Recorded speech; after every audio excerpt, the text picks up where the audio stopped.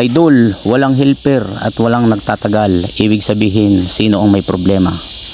Comment yan sa atin ng ating isang masugid na follower. Sir, Idol, maraming salamat sa comment mo. Tama ka doon. Walang nagtatagal, walang permanenteng, walang helper.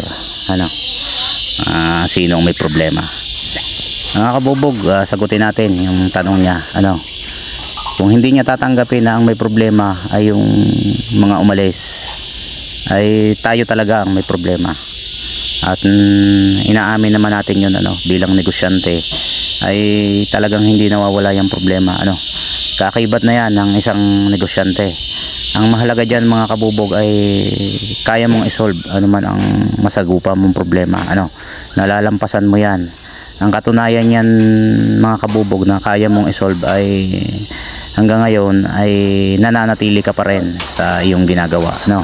Ibig sabihin, man ang dumating sa iyo ay nasusolve mo. At saka walang taong walang problema. Mga kabubog, halos lahat ay may problema. Kahit nga mga bata ay may problema yan. Hindi lang natin alam kung ano. Kasi bigla-bigla na lang umiiyak yan. Ibig sabihin, may problema yan, may pangangailangan. Mga kabubog, iba-iba kasi tayo ng mindset. Kaya maaaring kaya hindi natin nauunawaan yung negosyante o yung mga nagninegosyo ay dahil ang mindset natin ay maaaring mindset ng isang empleyado. Magkaiba yan ang mindset mga kabubog. Yung negosyante at saka empleyado, ang negosyante, may negosyante na ang gusto ay makalamang sa empleyado.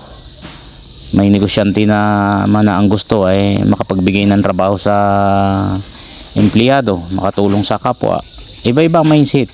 Meron naman na empleyado na ang gusto lagi makalamang sa kanyang boss.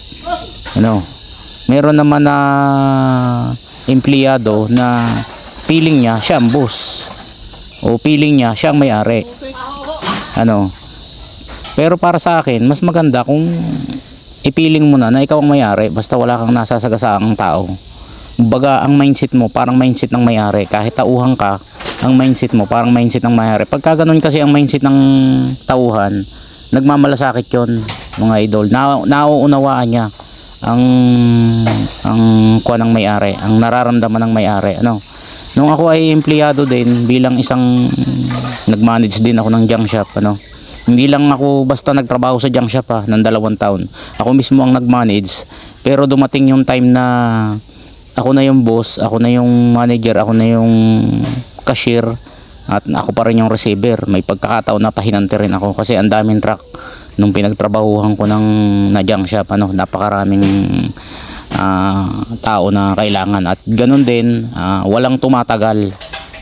Papalit-palit din ng tauhan. Talagang ganun. Sa company nga ay ganun din. Minsan 4 na buwan lang ang kontrata, minsan 3, minsan 6 na buwan. Pagka hindi nagustuhan ng management ang performance mo, aalisin ka nila, hindi ka nila i-regular. Kaya iba-iba tayo ng ng mindset. Ang mahalaga diyan, pagka may problema ay nasusolve natin. At saka aminado naman talaga ako na may problema ako. Kasi mga kabubog, pagka sasabihin natin na yung mga taong pumasok sa atin ang may problema, magagalit sila sa atin. Tayo talaga may problema diyan. Walang sisihin kundi ako lang talaga.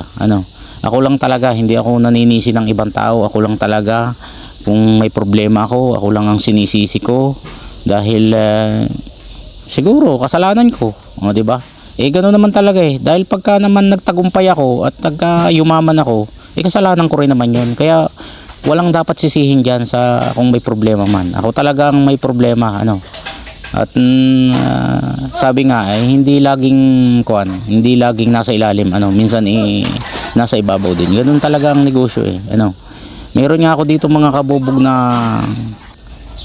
kung ang pag-uusapan naman tumatagal, meron ako ditong yung cashier ko 12 anyos pa lang nasa akin yung isang, lahat kasi ng mga pahinante ko mga kabubog ay lahat ng mga magbubuti ko ay dating mga pahinante ko lang yan. Siyempre matatagal na sa akin, deserve nilang kumita. Alam nga naman pahinante ko sila dati. So pinundar ko sila ng mga kanya-kanyang tricycle at sila'y tagapamili na.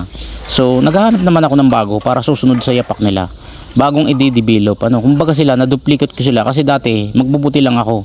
So na-duplicate ko na yung sarili ko, may mga tagapamilya na ako. So ilan na sila, 4 na sila. O edi na-duplicate ko na yung sarili ko. Matatagal na yung mga yan sa akin, yung iba diyan 5 years na. Yung iba diyan nakailang pabalik-balik na. Yung isa diyan 12 anyos pa lang nasa akin na. So naka 3 years sa akin, bumalik uli after 7 years. Kasi matagal na talaga ako sa ganitong negosyo. Bago lang ako sa yung pagiging may permit na junk shop talaga, pero sa pangangalakal matagal na. At nagtrabaho nga tayo ng 2 taon sa junk shop. So yun lang muna sa ngayon. Kung may mga tanong kayo, magtanong kayo. Kung may comment kayo, mag-comment.